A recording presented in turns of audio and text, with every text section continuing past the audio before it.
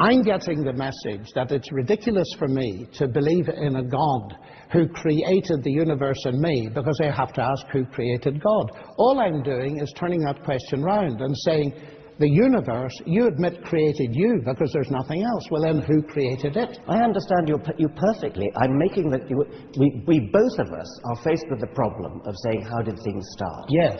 I'm saying it's a hell of a lot easier to start with something simple than to start with something complex. That's what complex means. But I don't think so. If I pick up a book called The God Delusion, it's a pretty sophisticated book. It's got lots of words in it.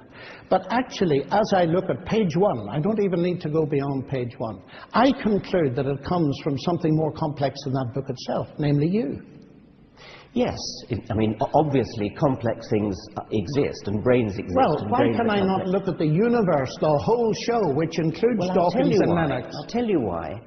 Because my brain that produced a book has an explanation in its own right. That explanation is evolution. We go back and back and back to the origin of the universe.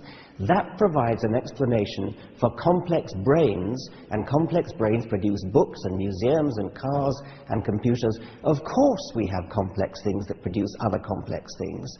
But science has an explanation for where complex brains come from in terms of simple beginnings. I don't think it has at all.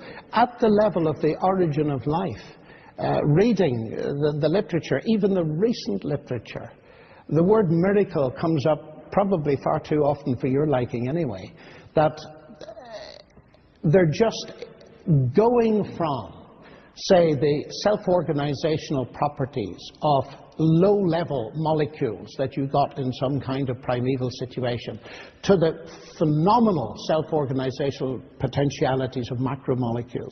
There's just no way you can get there. Well, you're asserting that there's no way. We don't yet know what it is because there's a lot of work yet to be done. Science doesn't yet know everything. There are still gaps. Yeah, but